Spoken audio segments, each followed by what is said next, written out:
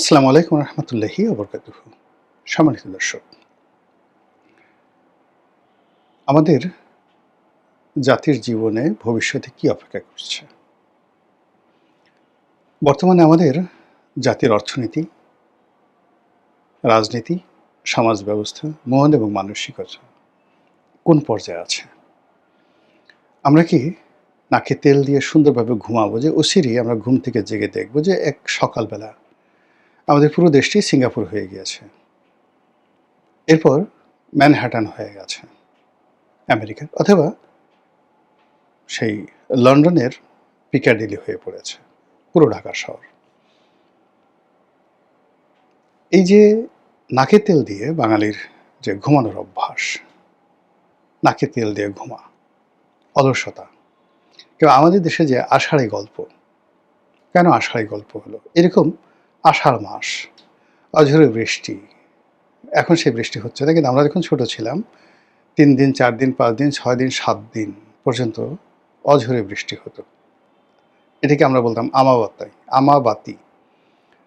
আমাদের যে গ্রামের বাড়ি, সেই গ্রামের বাড়ির মানে চারিদিকের ফসলের মাঠ ঘাট সব তলিয়ে যেত বৃষ্টির পানিতে, এবং কখনো কখনো ৩ ফিট ৪ ফিট পর্যন্ত পানি বেড়ে যেত, বাড়ির দুয়ারে পর্যন্ত মাছ চলে আসতো। তো ওই সময়টাতে যে আমরা ছোট বাচ্চা যারা আছে, তারা চাচা দাদি সময় কাটানোর জন্য তাদের কাছে গল্প শুনতে চাইতাম, অথবা যারা দুরন্ত পানিতে নেমে যেতে চাইতো, দাদা দাদিরা তাদেরকে গল্প শুনিয়ে তারপরে তাদেরকে শান্ত রাখতো। এই যে গল্প শুনিয়ে শান্ত রাখতো, এটাকে বলা হয় আষাঢ়ি গল্প। কোনো কাজ নেই, কর্ম নেই, জাস্ট গল্প।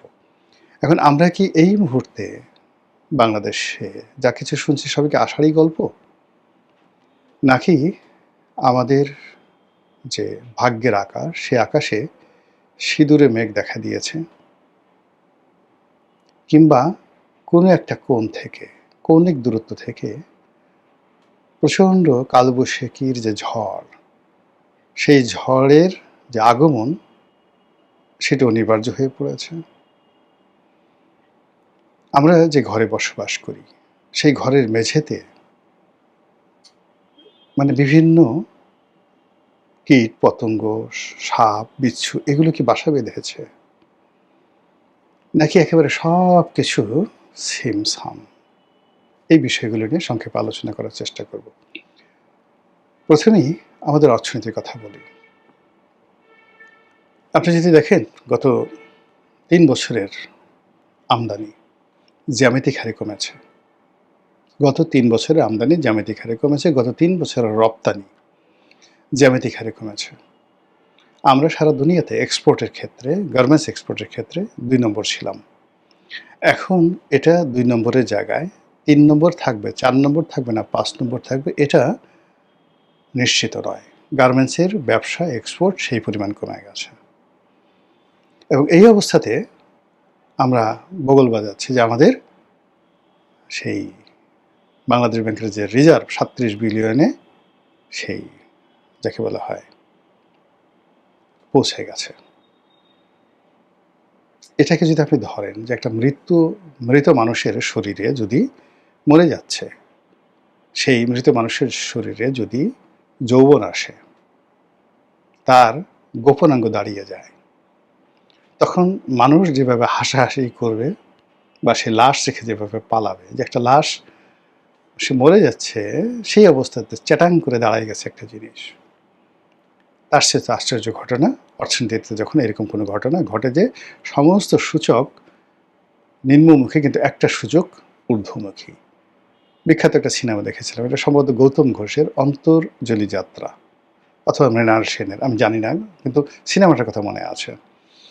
তো সেখানে এক বৃদ্ধ, সে মরে যাবে, মরে যাওয়ার আগে তাকে নদীর তীরে নিয়ে যাওয়া হলো। হিন্দু রীতি অনুযায়ী সেখানে তাকে কীর্তন, যাকে বলে, শোনানো হবে, এবং কীর্তন শুনতে শুনতে সে মরে যাবে।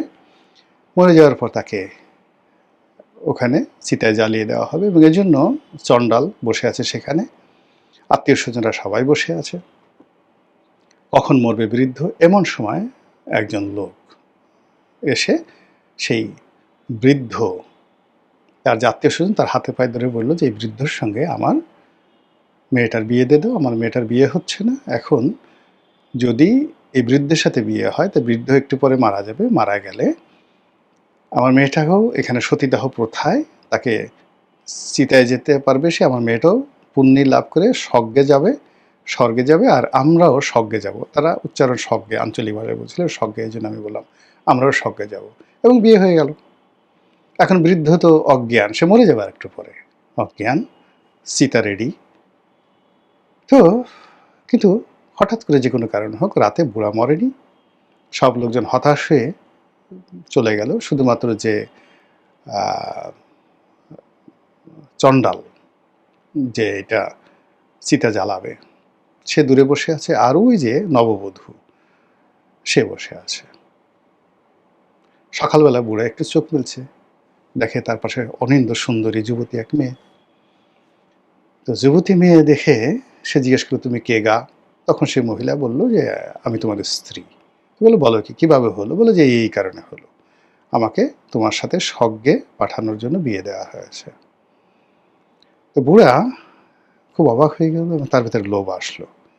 সে কোন ফাঁকে সেই তরুণীর হাতটা কোনো মতে উঁচু করে তরুণীর স্তন্যে একটা চাপ দিল। এবং ওই পুরো হল ভর্তি যারা এই সিনেমাতে হাসতে হাসতে মরে যায় এই দৃশ্য দেখে। তো এই যে দেখেন সিনেমাটিক যে ঘটনা যা কিছু বলছি, এরকম আমাদের অর্থনীতিতে অদ্ভুত সব ঘটনা ঘটছে। অর্থনীতি যখন চরমে তখন রিজার্ভ বাড়ছে, অর্থনীতি যখন খুব খারাপ তখন ঘুষ বাড়ছে, অর্থনীতি যখন খুব খারাপ দুর্নীতি বাড়ছে, অর্থনীতিতে কোনো আয় আয় রোজগার নাই, বাজেট বাড়ছে, ট্যাক্স বাড়ছে। এবং আমাদের এই সমাজে দরিদ্র যারা আছে তারা তো শেষ, যারা ধনী আছে তাদেরকেও শেষ করে দেওয়ার জন্য যাকে বলা হয় সরকার খলক নামিয়েছে। একজন দেশের প্রবীণ রাজনীতিবিদ কর্নেল অলি আহমেদ, তিনি তার দুঃখের একটা কথা বলছিলেন যে তার কাছে একটা অনেক পুরনো একটা গাড়ি আছে, এখন সেটা সে বিক্রিও করতে পারছে না, ব্যবহারও করতে পারছেন না। যখন সে এমপি ছিল সেই আমলে তার সেই গাড়ির ট্যাক্স এসে যায়, অর্থাৎ সে ব্যবহার করে না, বিক্রিও করতে পারে না, ডিমোরালাইজ করতে পারে না, কিন্তু ওই নম্বরটা তার কাছে আছে, এই জন্য তাকে প্রতি বছর 2 লাখ টাকা করে সেটাকে ট্যাক্স দিতে হয়। তো এই বছর সেই যে গাড়ির যে সিসি, সেই গাড়ির সিসি অনুযায়ী এই বছর সেই তার ভদ্রলোকের ট্যাক্স আসছে 5 লাখ টাকা। তো উনি যে বক্তব্য দিচ্ছেন 2 লাখ সময় উনি বক্তব্য দিচ্ছেন, আর 5 লাখের সময়টাতে তার বক্তব্য মানে তার ঘুম হারাম হয়ে গেছে। এই ভদ্রলোকের কোনো আয় নাই, রোজগার নাই, তার একটা ছেলে, সে চাকরি করে, সে একটা বাড়ি সরকার থেকে সে একটা জায়গা পেয়েছিল, সেখানে কোনো মতে একটা 4 তলা বাড়ি করেছে, লিফটও নাই, 4 তলা বাড়ি করেছে, 2টা তলাতে সে থাকে, 2টো তলা ভাড়া দিয়ে থাকে। তো 2টো তলায় ভাড়া যা আসে এই ভাড়া দিয়ে তার কোনো মতে স্বামী স্ত্রী তার সংসার চলে, আর ছেলে চাকরি করে একটা বিশ্ববিদ্যালয়, প্রাইভেট বিশ্ববিদ্যালয়, সেটা দিয়ে তার সংসার চলে। এই লোক এখন এই পুরনো গাড়ি যেটা সে ব্যবহার করতে পারে না, হয়তো এমপি কোটা এনেছিল 4000 সিসি বা 5000 সিসির গাড়ি, এটার জন্য এখন তাকে 5 লাখ টাকা ট্যাক্স দিতে হবে। তো এইভাবে যারা জীবিত আছে প্রত্যেকটা লোককে এইভাবে লাশ বানিয়ে দেওয়া হয়েছে। এখন আমার মতো মানুষ, অন্যান্য যারা আছেন, যাদের ব্যবসা বাণিজ্য আছে তাদের কথা আলাদা, কিন্তু যাদের ধরেন এই গত 3 বছর কোনো ব্যবসা নাই, বাণিজ্য নাই, 2টো গাড়ি আছে, ব্যবহারও করতে পারছে না, কিন্তু এই নম্বর প্লেটের জন্য তাকে সরকারকে ট্যাক্স দিতে হবে। এইভাবে সবকিছু। আবার দেখলাম যে কালকে একজন লোক বলল যে তার জমি আছে, বাবা কিছু জমি রেখে গেছে, কোথায় কাগজপত্র কি আছে না না আছে সে কিচ্ছু জানে না, বিক্রিও করতে পারতেছে না, ওয়ারিশ নিয়ে পাচ্ছে না, ওয়ারিশ নিয়ে মামলা হচ্ছে, মোকদ্দমা হচ্ছে। এখন নতুন সম্পদ কর অনুযায়ী তাকে নাকি এই জমির কর দিতে হবে। এখন সেই জমির মূল্য কত সে নিজেও জানে না, কত টাকায় ট্যাক্স দিতে হবে তার নিজের, মানে এই জমি যদি সে পায় ওয়ারিশদের সাথে মামলা করে, তাহলে সে হয়তো কোনো একটা ডেভেলপারকে দেবে বা কারো কাছে বিক্রি করবে, কিন্তু এই মুহূর্তে সেই জমির ওয়ারিশ সার্টিফিকেট তুলতেই তাকে দেখা গেল জমির মালিকানার জন্য যদি 15% ট্যাক্স দিতে হয়, জমির দাম যদি 10 কোটি হয় তাহলে তাকে 15% ট্যাক্স কত দিতে হবে? 1 কোটিতে 15 লাখ টাকা। 1.5 কোটি টাকা তাকে ট্যাক্স দিতে হবে। তার যদি কিডনি বেচে কুচি, কুচি করে কাটা হয়, কেবলমাত্র মামলা চালানোর জন্য এই 1.5 কোটি দিয়ে তাকে ওয়ারেস সার্টিফিকেট আনতে হবে। এই হলো অবস্থা। এই যে একটা ভীতিকর অবস্থা চলছে দেশের মধ্যে, প্রত্যেকটা মানুষ অবদমিত হয়ে গেছে। এর ফলে কি হলো, আমাদের আয়, রোজগার সবকিছু নেতিবাচকে চলে গেছে। ব্যক্তি পর্যায়ে, কর্পোরেট পর্যায়ে, রাষ্ট্রীয় পর্যায়ে, সরকারি পর্যায়ে কোনো জায়গাতে কোনো আয় নেই। বিদেশিরা রেমিটেন্স পাঠাচ্ছে, সেই রেমিটেন্সগুলো সরাসরি গিয়ে কেন্দ্রীয় ব্যাংকে জমা হচ্ছে। কেন্দ্রীয় ব্যাংক ওইটার এগেনস্টে বাংলা টাকা ছাপিয়ে ওই বিদেশি যারা লোকজন আছে তাদেরকে সে টাকা দিয়ে দিচ্ছে। আর ওই টাকাটা এনে সে যে টাকা ছাপালো, সেই টাকা ছাপানোর এগেনস্টে ডলারটাকে নিয়ে সে যে ব্যবসা করবে, সেই ব্যবসা করার মতো কোনো সুযোগ তার নাই। ব্যাংকগুলো ডলার নিচ্ছে না, এলসি হচ্ছে না, ব্যবসা বাণিজ্য হচ্ছে না, আমদানি হচ্ছে না, রপ্তানি হচ্ছে না। ফলে ইটস এ লায়াবিলিটিস।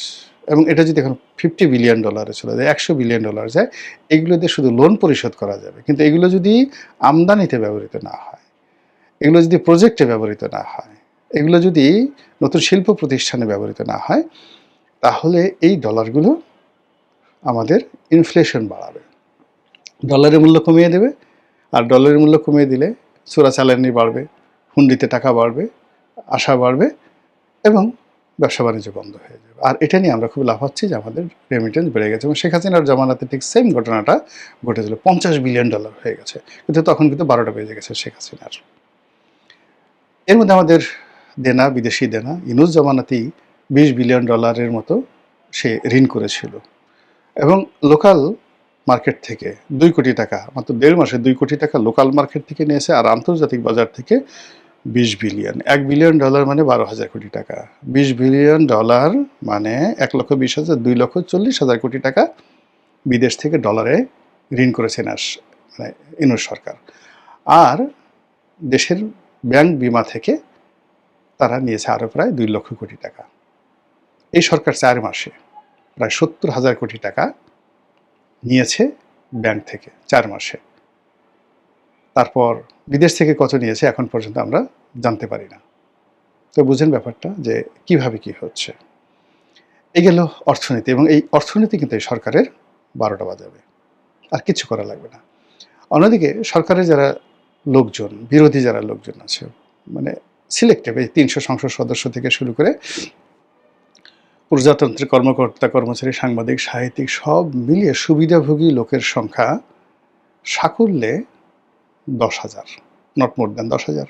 আওয়ামী লীগের এই 10,000 লোকই ছিল সুবিধাভোগী। এই 10,000 লোক লুটে পুটে সারা বাংলাদেশ অতীতে খেয়েছে, এখনও খাচ্ছে, এবং অতীতের চাইতে এখন বেশি করে খাচ্ছে। খাওয়ার পরে কি হলো, এই 10,000 লোকের প্রায় সবাই, সেদিন একজনকে দেখলাম, ওরে বাবা রে বাবা, যে ঢাকা শহরে যার একটা বাইসাইকেল ছিল না, স্ত্রীর ইনকামে চলতো, সে বিরাট সে V8 গাড়ি নিয়ে ঢাকা শহরে ঘোরাফেরা করছে।